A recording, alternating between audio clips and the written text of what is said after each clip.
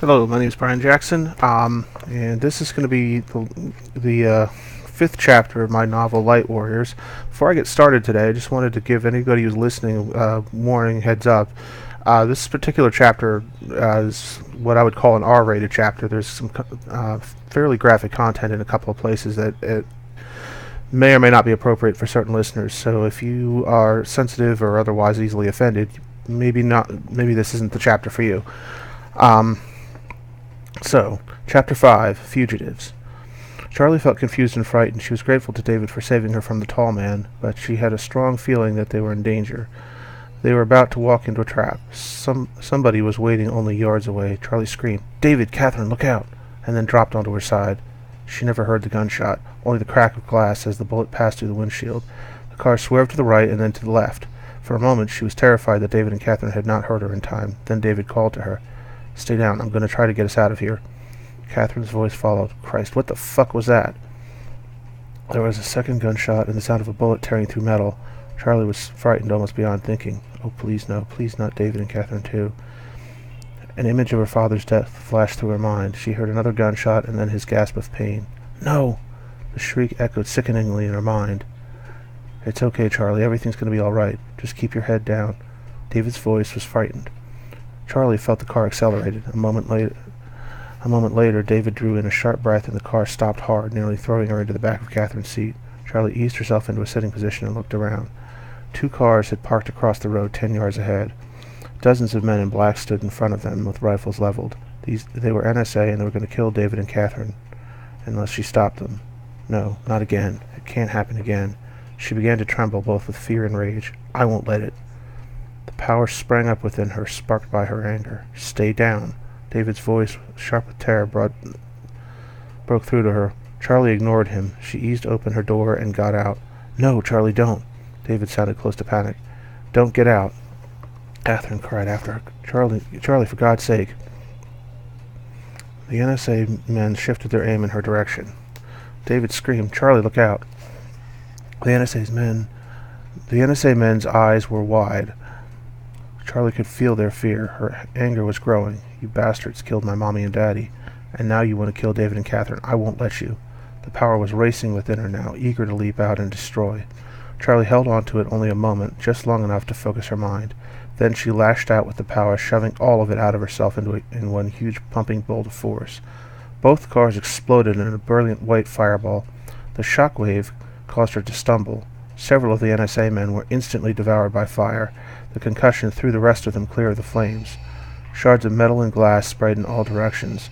One of the NSA men was neatly decapitated by a whirling piece of steel as he flew through the air.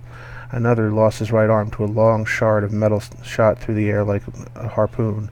Yet another NSA man was impaled through the stomach and chest by 2 long pieces of steel. 2 others lay motionless on the ground with no visible injuries. Something whizzed by her head. Something else painted thin fire across her wrist. The power was screaming within her mind, wanting to jump out again. Charlie turned and sent the power in the direction of the NSA man who had fired on her. A thick trench of fire swept across the ground in his direction. He screamed and turned to run, but it was already too late. In an instant he was swallowed by flames and collapsed to the ground, shrieking in agony. Charlie spun away from him as more gunshots zipped by her small body. 2 NSA men stood firing rifles at her. Charlie shoved the power out at them. Fire swept across the ground in a wave, enveloping the 2 NSA men before they had time to react. Their screams echoed in the trees. David screamed at her, "Jesus, Charlie, stop." His voice was terrified. Charlie could feel the force of his fear. The power was raging now. She had to stop it. The NSA men were gone, either killed or fled. Heat baked out at her from numerous directions. The blazing cars, the scattering of burning human remains, and numerous flaming trees. The air was thick with smoke and the heavy, sick stench of burned human flesh and raw gasoline. Charlie fought the power back fiercely. "Stop it! Stop it! Go away!" Sharp, burning pain closed around her in a net. The power was still racing in her mind, fighting to get out. Charlie clamped down tighter with her will. "No, no, you're not getting out." "Charlie, you have to stop it." David's cry was little more than a whisper through the growing pain. The power was raging within her. She was in agony. Invisible flames had swallowed her body, burning her to the core. She had to fight not to scream. "Stop it! Stop! Please stop!" power was still blazing, dancing on the edge of her ability to control it. The pain was unbearable, the pleasure of using the power irresistible. She wanted so much to let go. Charlie spun around, looking for anywhere to expend the force building in her mind. She saw nothing except trees and cars. Stop it now! The power continued to rage.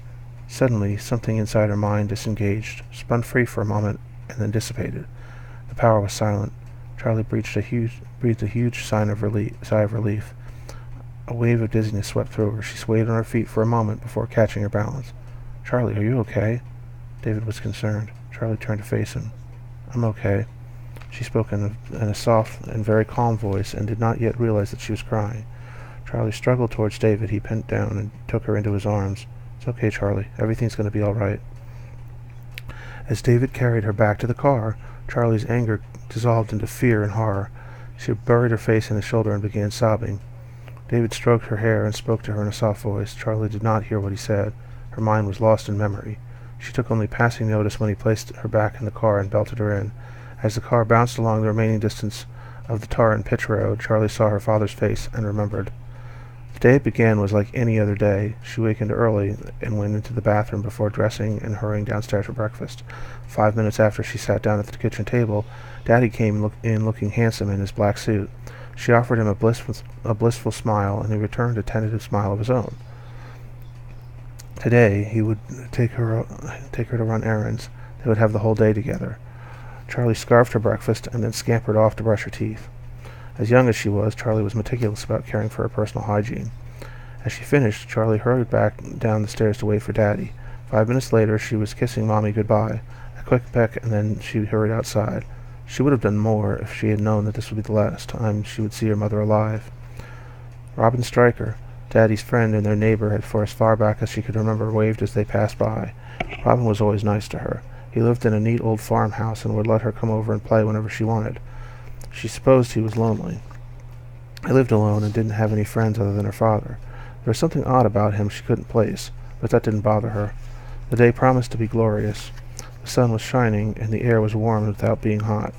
The last errand they were going to run would be a trip to the doctor's office for some shots, which she was not looking forward to, but it would only be for a short time, and afterward Daddy had promised her a surprise.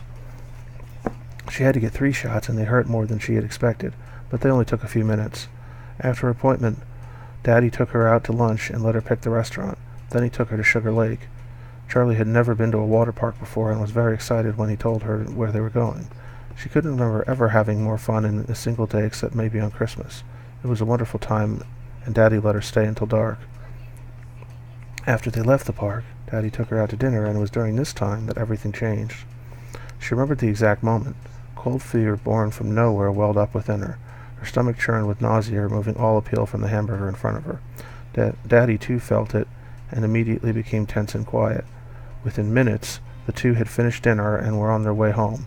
They were already too late. Charlie knew this from the start, but would not believe it. Even after Daddy emerged from the house alone, confirming her worst fears, she would not believe her mother was gone. It wasn't until she heard it from her father's lips that reality sank in. Daddy drove all night that first night, getting off the highway only twice, once to get gas and once to avoid the checkpoint at the state line. When they finally stopped, it was morning, and they were halfway across Ohio. They were both exhausted and slept all day. When they left the hotel, it was dark outside.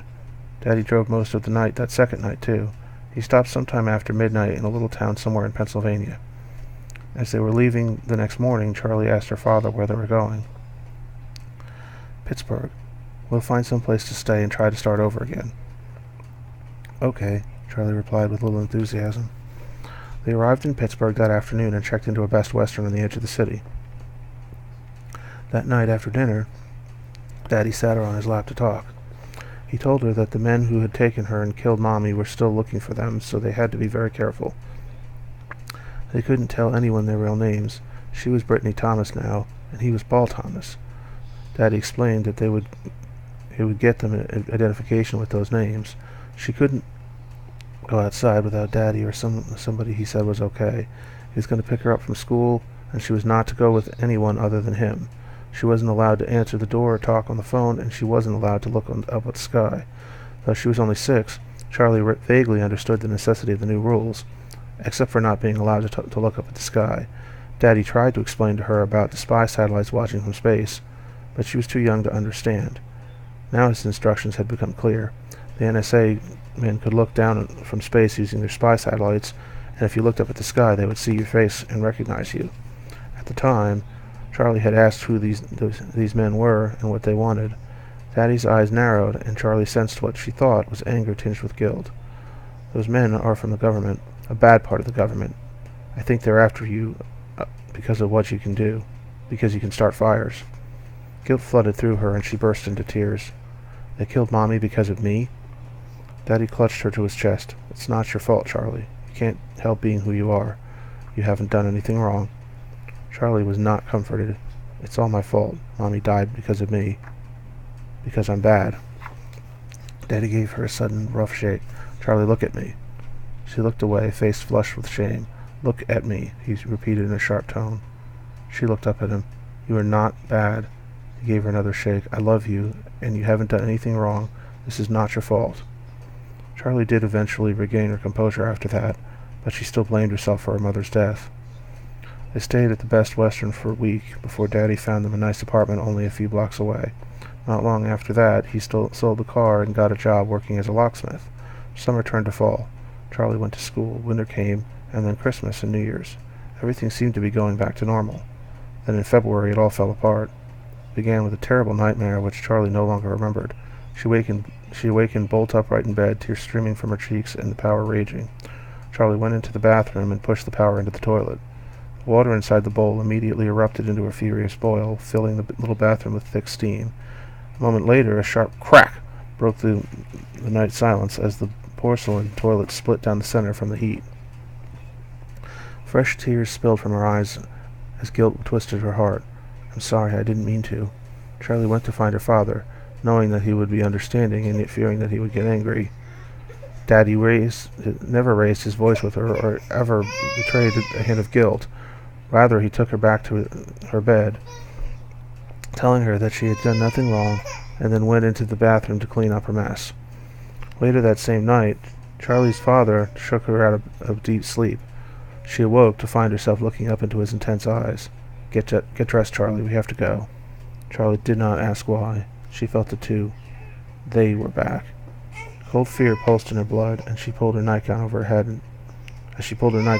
and threw one of the clothes she had worn that day. After she had dressed, Charlie started to go to the closet to get her backpack. Her father stopped her. We don't have time to pack. We have to go now. His voice was low and tightly controlled.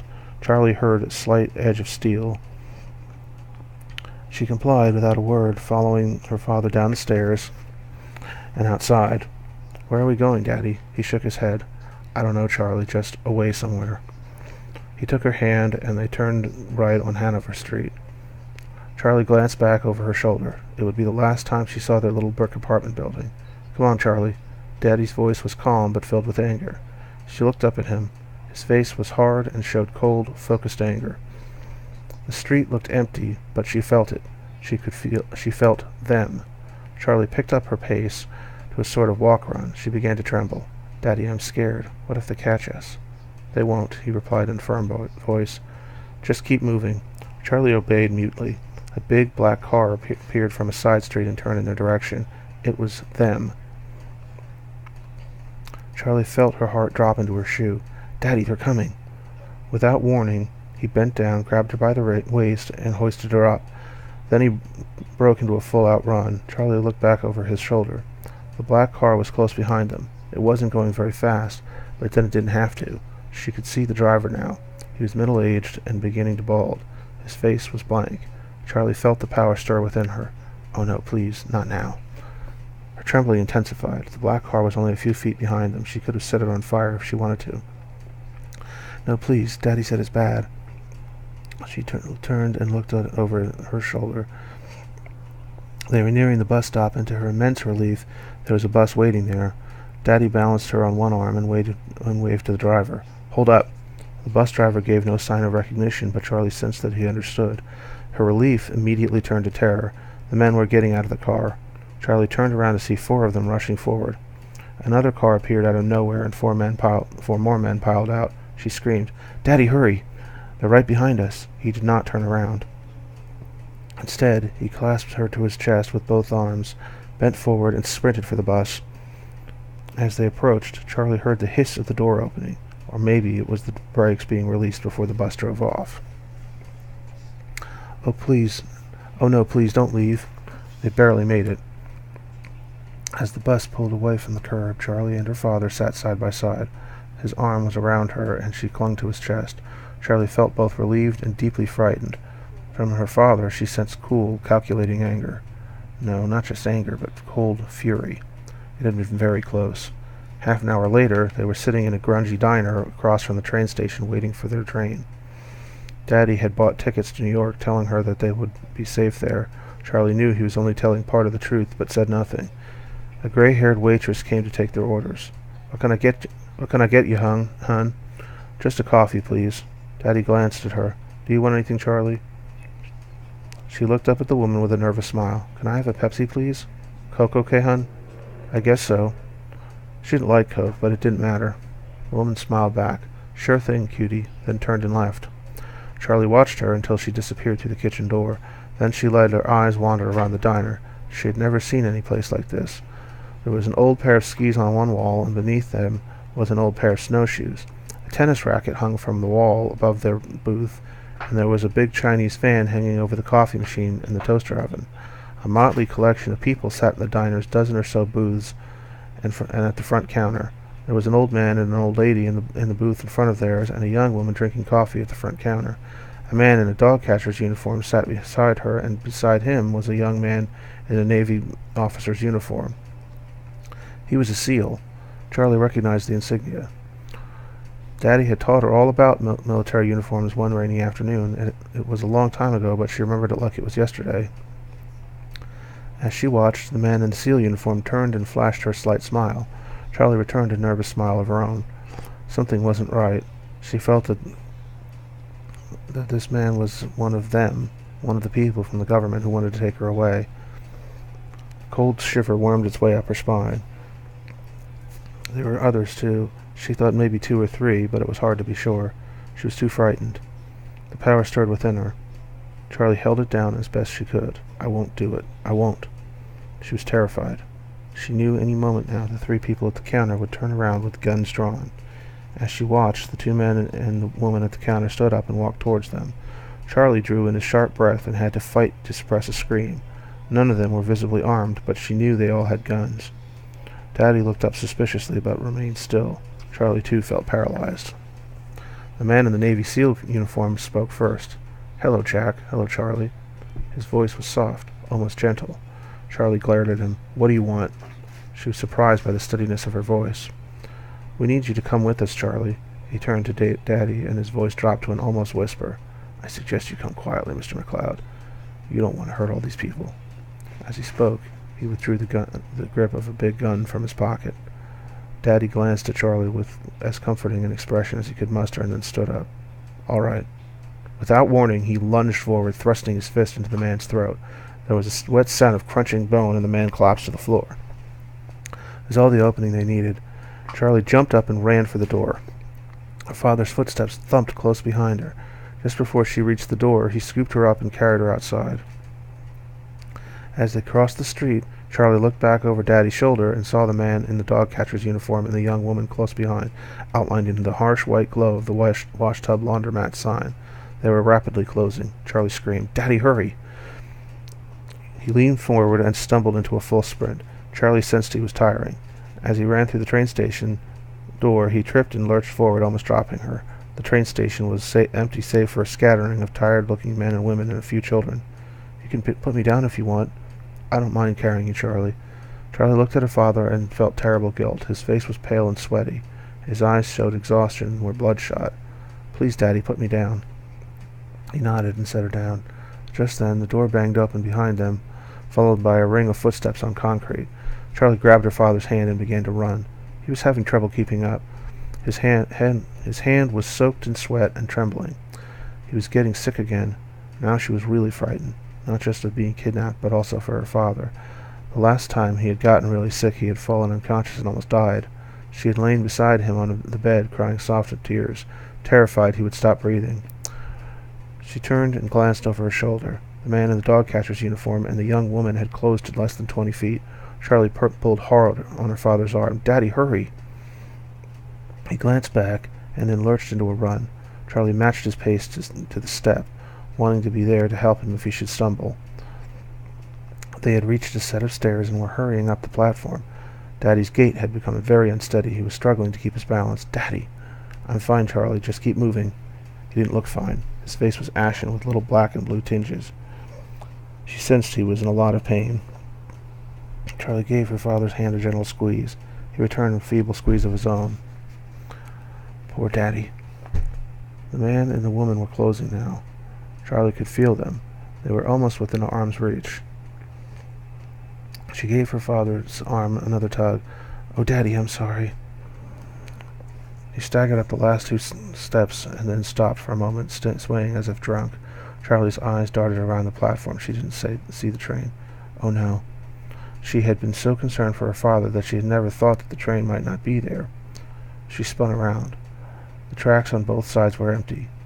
There was a train on the track beside the next platform, but they wouldn't be able to get to it in time. They were trapped. Charlie pulled hard on her father's arm and then turned and ran for the far end of the platform. As they neared the edge, Charlie stopped and glanced back towards the stairs. The man in the dog catcher uniform and the young woman had reached the platform, but there were more than two of them now. Charlie counted 15 before she stopped counting. "Oh no, please." She bit down the urge to scream. The power came alive within her. Charlie's fear grew almost to blind terror. "Not now, please, not now." She was going to have to use the power to protect her father. "No, please." It was the only way. "Please, Daddy said it was bad. These people would kill her father if she didn't. Please, I don't want to. I'm scared." But she was more frightened of what would happen if she didn't use it. Charlie glanced up at her father. His eyes were half closed and he looked only semi-conscious. She steeled herself for what she had to do. The power boiled within her. Charlie held on for a few seconds longer, waiting until it was obvious that there was no other way. She never let go. Just as she was about to use the power, the train roared into the station. 24 or so men and women from the government continued to approach, but Charlie knew she and her father would escape. As soon as it stopped, Charlie pulled her father towards the train. Once inside, she led him to the nearest empty seat and helped him sit down. As she slid in beside him, Charlie glanced out the window and saw that the men and women who had been chasing them were gone. The platform was empty. Charlie continued to stare out the window for several minutes before looking up at her father. His eyes were closed and his breathing had slowed and deepened. He was asleep. Charlie leaned over and kissed him. "Good night, Daddy." She reached into his pocket for the train tickets. After giving them to the conductor, Charlie sat back in her seat, closed her eyes, and drifted off to sleep. Charlie, wake up." She opened her eyes, expecting to see her father, and was dismayed to find herself looking into David's gentle gray eyes. For a moment she was confused. Then she remembered. Her father was dead, and she was on the run again. She must have been dreaming, though she did not remember falling asleep. Charlie looked around slowly. It was dark, and they had stopped at an Exxon station. Harsh, artificial white light shone down from the overhead sodium lamps, glinting off the gas pumps to her right and turning her bare legs bone china white. David had stopped to refill the gas tank and to give everyone a chance to use the bathroom. Charlie wanted to get out and walk around, but she felt too tired and weak to do so. Catherine had to help her to stand up and keep her balance on the way to the bathroom. Once inside, Charlie vomited and almost collapsed to the floor when her calf muscles went into spasm. When she was finished, Catherine had to carry Charlie back to the car. Charlie felt worse and worse as the night wore on. By midnight, she was in extreme pain and having difficulty just lifting her arms.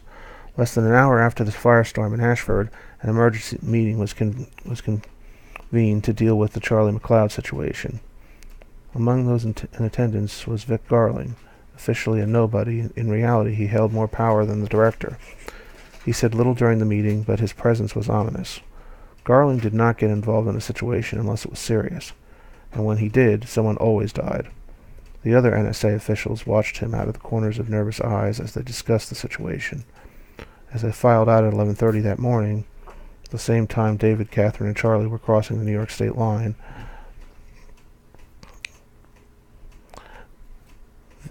Vic and Garling intercepted them, one of them, a woman by the name of Captain Jane Rickman. After Charlie's cataclysmic escape from the Fallow Point compound, Rickman had been assigned to oversee her recapture and termination. It was her idea to use an agent to assassinate the girl, a plan which turned out to be a miserable failure. "I want that girl killed." Garling's voice was low and threatening. Rickman looked frightened. "I'll take care of it right away." "Do that." That was 12 hours ago. Now, as Charlie lay sleeping, Garling and two others, one man and one woman, met in a dimly lit conference room in the underground complex beneath the NSA's headquarters in Fort Meade, Maryland. The woman was young-looking and very beautiful. She was slim, with large breasts, tapered legs, and a muscular butt. Her skin was pale, and she had intense blue eyes and long blonde hair. During her career with the NSA, she had personally killed 18 people and was involved in another 50 murders. She had also personally tortured and maimed 24 people and was instrumental in framing another 30 people for serious crimes, ranging from trafficking and child pornography to capital murder. One of them went to the electric chair last spring. The woman went by the name Nicole McDermott, her real identity long since erased. The man was older, but still in good shape. Unlike McDermott, he was a troll of a man. His hair was reddish gold and thinning on top. His skin was also pale and freckled in places. He was short and heavily muscled. His deep-set eyes were brown with hazel flecks, and he had a short and rounded, querulous face. This man went by the name Orson Tarkin. Like the other two, his true name and identity were destroyed. Tarkin, like McDermott and Garling, was responsible for numerous murders, frame-ups, and other atrocities. However, unlike the other two, Tarkin preferred to arrange for others to do the actual murders, rapes, and tortures, rather than doing it himself. Still, his hands carried the blood of many victims. Garling arrived last. He entered the room and sat down at the head of the long wooden table that served as the room's only furnishing, save for the high-backed leather chairs that surrounded it and a short countertop with a sink along one wall.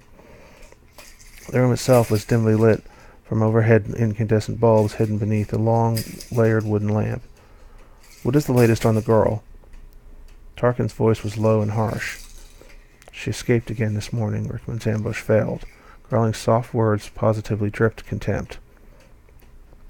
Tarkin's lips twisted into a sardonic smile. "Stupid cunt. I could have told her it wouldn't work.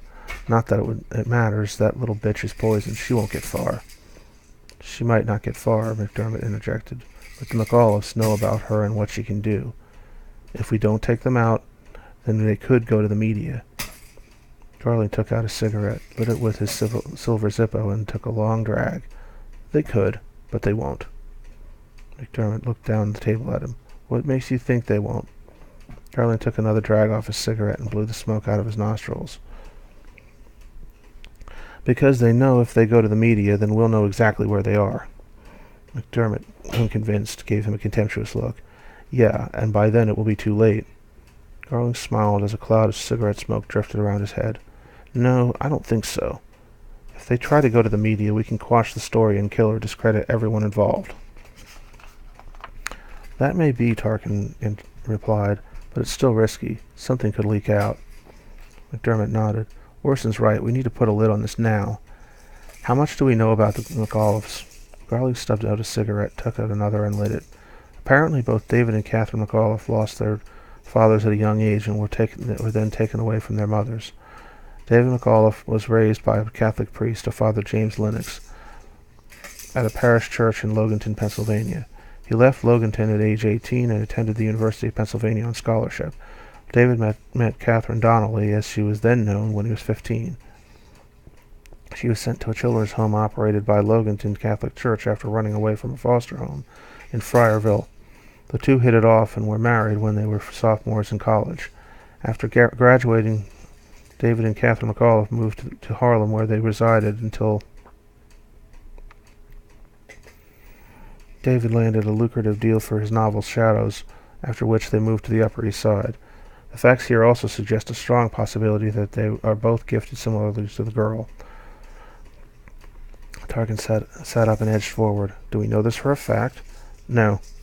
Garling puffed and blew more smoke out of his nostrils. "But NSA personnel found Rickman's agent dead on the floor of the cabin where we caught up with the McAuliffs with unexplained deep electrical burns." McDermott nodded. Yeah, they probably have some kind of talents. Why else would the girl trust them so readily? Garland took another drag off his cigarette. It doesn't matter, really. Even if they have the power, they can still be easily killed. They are not Lightwarriors. That may be, McDermott replied, but we should still proceed with caution. Garland flicked ashes into a crystal ashtray in front of him. I agree. He lifted his cigarette to his lips and drew more smoke into his lungs. That's why we should do nothing. We watch them from a distance until the girl dies of the poison. Then we move on the McAuliffs. McDermott was silent for a moment. I suppose that is the safest course of action. The girl has already proven more than willing to use her power in self-defense. Do we know where they are? No, Darling replied, but it will only be a matter of time before the girl uses her power again, and when she does, we will have her location. For years, they have been able to locate the McLeods whenever the girl used the power. The GPS tracker embedded in the girl's leg made tracking her easier, but even without it, they would be able to find the girl sooner or later. When the girl used her power, it was a bright torch in a darkened room. There would be no mistaking her location. He stubbed out his cigarette and stood up. If you'll excuse me, I have some business to take care of. Both McDermott and Tarkin raised their eyebrows, but neither said anything. 30 minutes later, Captain Rickman received a phone call from an unidentified man instructing her to meet him in room 311 of the Star Motel. The Star Motel was near the interstate in a part of Washington frequented by long-distance truckers, hitchhikers, hookers, and pushers. When she saw the motel, Rickman became uneasy. It was a small two-story building covered in graffiti. The parking lot was mostly empty, save for a few shitty-looking ghetto cruisers. The office was a ratty little cubicle about the size of an ATM booth. Rickman parked her car under the motel's single sodium lamp and got out. As she did, her unease grew to outright fear. Rickman had no idea who the man was that had called her. She had never heard his voice before. She didn't even know if he was NSA. He had the proper identification codes, but this could still be a setup. There was a scattering of people in the lot, mostly hookers and their johns, but any one of them could be an assassin. She was armed and a crack shot with a pistol, but the NSA employed the most skilled hitters in the world. As she crossed the parking lot, Rickman tensed, expecting someone at any moment to draw a gun and shoot her. A hooker glanced at her for a moment, but other than that, her presence went seemingly unnoticed. Rickman knew better. The motel was probably crawling with agents, although they wouldn't be anyone she would recognize. Rickman slipped a hand beneath her trench coat to where her sidearm hung in its shoulder holster. If someone were planning to kill her, she wouldn't make it easy for them. Rickman found the room with no delay. Before knocking, she withdrew her weapon from its holster, cocked it, and slid it into her left pocket. She kept her hand there, fingers curled around the black checkered grip. Rickman tapped on the door with the back of her hand. A soft voice from within told her to come in. She grasped the doorknob with tentative fingers and turned it. The door opened to reveal a darkened room. There was no one visible within. Rickman cautiously entered the room. Suddenly, something struck her from behind. White light exploded in her head, a gunshot rang out, and then everything went blank. Once she was unconscious, Garling dragged Rickman to the ratty motel bed, stripped her of all of her clothing, and chained her to its steel frame. He had carefully chosen and specially prepared the room. This motel was located in one of the worst neighborhoods in Washington, D.C., and the room was located at the far end of the motel, well out of earshot of the office. Once he had obtained the room, Garling had the existing bed frame removed and replaced with a heavy-gauge steel frame. This was all done under cover of darkness, and in neighborhoods such as this, people were used to not asking questions about what they saw. Once she was restrained, Garling pulled up a chair and waited for Rickman to come around. After some time had passed, she stirred, and her eyes fluttered open. Garling smiled down on her coldly. "Good to see you're awake. What do you want?" Rickman was terrified despite her calm tone. Garling's smile faded to a look of pure contempt. "I warned you about the consequences for failure." His expression was superficial, for inside he no longer felt anger but excitement. More than anything, he enjoyed the rush that came from having someone totally under his power. Garling reached under his sport jacket and withdrew the slim dagger that hung beneath his left arm. The blade gleamed in the shadowy room. Rickman's terror exploded as she began to realize what he intended. Garling walked around to the right side of the bed, deliberately taking his time, drawing out the moment of anticipation as long as he could. He enjoyed the time before the actual act, when his victim knew what was to come and awaited their fate almost as much as the act itself. He paused for a few seconds at the edge of the bed, watching her, enjoying the total fear in her eyes and heart. She was his, and she knew it. He held the dagger steady, as if he intended to strike, but remained still, feeding off her terror. Rickman closed her eyes and looked away, expecting the dagger to fall. Instead, he unzipped his pants and climbed onto the bed, straddling her hips. Understanding dawned on her. In that moment, her skin broke out in goosebumps, and she began to tremble. Rickman's breathing became shallow and rapid. Her mind was lost in terror. Garling watched her with childlike eagerness, enjoying her fear of him. The dance was everything, and every step had to be followed.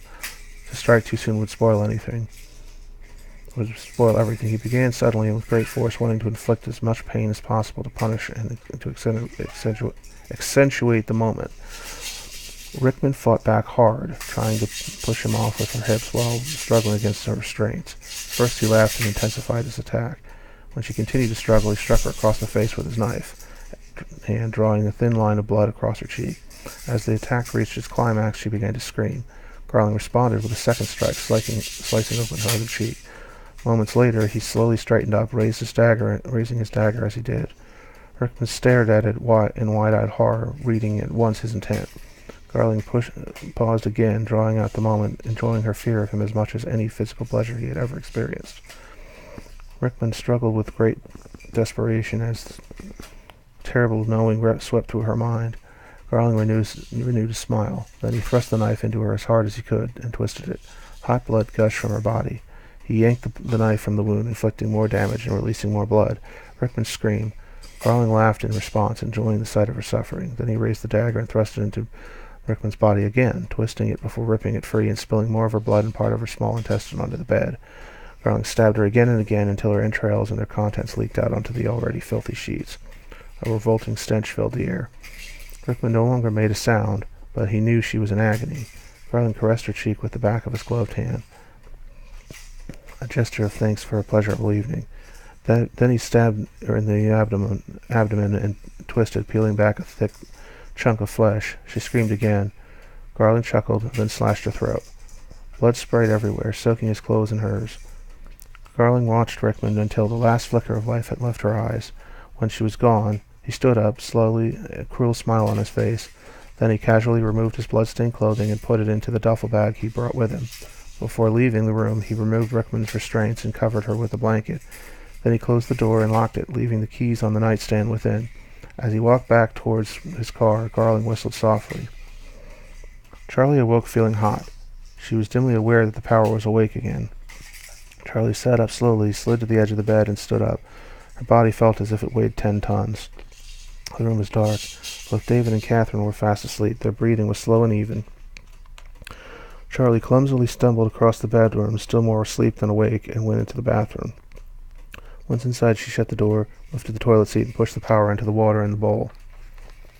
There was a low sizzle hiss, and the power was silent. The air instantly became steamy hot.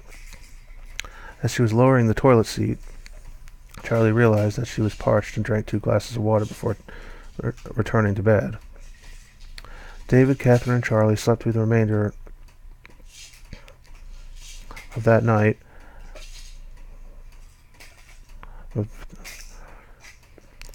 David, Catherine, and Charlie slept through the remainder of the day and all the following night.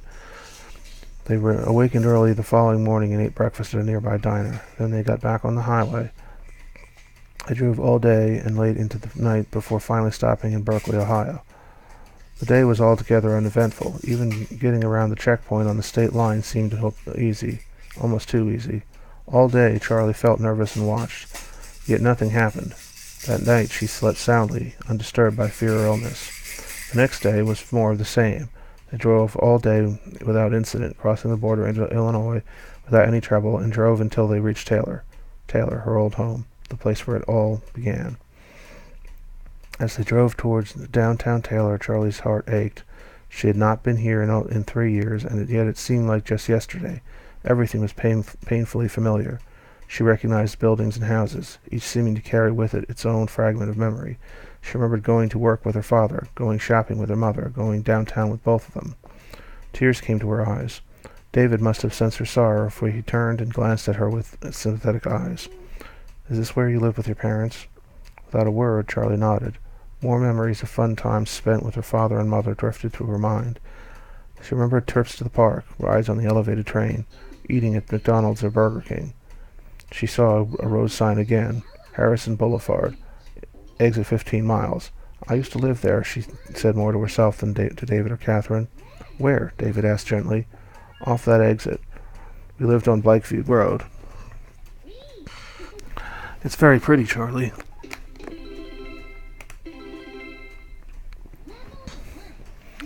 Catherine's tone was gentle and overly bright. It was. They had had some good times there before the NSA came and destroyed it all. Charlie sat in silence for a moment, before her heart burning in her chest. She began to cry. Catherine reached around her seat and took her hand. "I know, sweetheart. I know it hurts." I'm so sorry, Charlie. I'm sorry they did this to you." Charlie sensed for the first time that David was unsure of what to do. She felt sorry for him. He always tried so hard. Charlie took his right hand with her left and gave it a gentle squeeze. He returned an even more gentle squeeze. "We can stop if you want to. Or we can keep going. It's up to you." Charlie wasn't sure what she wanted to do. Part of her wanted to stop, to go home one last time, but another part of her couldn't bear the pain of being reminded of all that she had lost. "Where are we going?"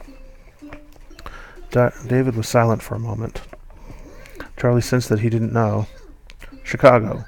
We're going to get you help, and then rest and try to figure out what to do next." Charlie still felt watched, and was afraid that if they stayed in Chicago too long, they would be caught by the NSA. But she kept her fears to herself. "Can we get something to eat?" "Sure." Catherine's voice was too cheerful. Charlie sensed her thinly veiled concern. They stopped at Friendly's 2 miles up the highway. Charlie ordered a hamburger with French fries and ate only half of each. She also drank 2 Cokes and a glass of water. She was still upset and felt nauseous, but she was also very thirsty. Throughout dinner, Charlie could feel David and Catherine's concern, though they did not speak of it. After dinner, they got back on Route 80 and drove for another hour before stopping at the Executive Motel near the center of Chicago. It was still early, so after they had checked in, David took Charlie shopping for clothes. Catherine had offered to take her, but Charlie had asked to go with David instead. For some reason she couldn't name, she felt more comfortable with him. Maybe it was because she had touched his mind first, or maybe it was because he had carried her out of Central Park. She wasn't sure. Charlie sensed that David was worried about her. He wanted to talk about what had happened. He wanted to help her, but he didn't understand. She had told him, both of them, a lot, going back as far back as that first horrible day when her mother was killed, but there was also much she had not told. While she had told David and Catherine her entire story from that first horrible day to the day they had found her in Central Park, she had told them little of the torrent of emotions within her. She was haunted by fear, hurt, and anger that she could not speak of. She dared not talk about these feelings for fear of what might happen if she let them out, and though she would not admit it to herself, fear of what David and Catherine would think of her. So she was forced to face her emotions alone, as she was forced to face her power alone. Yet somehow, her own feelings, the fear and hurt and anger, seemed so much more terrible than the power, even when it was at its height. Like the power, they tempted her, drawing at her heart and pushing her to do wrong. What was worse was that she wanted to give in. She wanted revenge so badly. She was frightened of the NSA, but more than that, she was enraged with them. They had killed her father and mother and tried to kill her. They had terrorized her, and they had wounded her to the core. She had burned down their compound, but that wasn't enough. Her father and mother were still dead, and the NSA was still out there, watching, waiting to swoop down and snatch away what little she had left in life. She wanted to destroy them. The desire was powerful and very tempting. She had the power. She could burn them all up. But it's bad. Daddy said it's bad. She didn't want to kill anyone else, but part of her insisted that it was her right. They had taken her parents' lives, and that was what frightened her. That was why she could not talk about her real feelings. She could not even think about them for fear of giving in to her desire for revenge. And what would David and Catherine think if I told them? What would they say? They'd think I'm bad. They wouldn't want me around anymore. They'd send me away. She'd be alone again. David and Catherine were so nice. How could she ruin this by telling them? How could she throw away the only family she had left? Maybe they won't be upset. They were so kind and understanding when I told them what happened at Fella Point. Maybe he'll understand. A cold voice spoke up within her. They won't understand. They'll throw you out on your ass when they find out. David and Catherine will leave you on the side of the road alone, and that's if they don't decide to turn you over to the NSA. She didn't want to believe this voice. What it said was bad, but she felt it was true.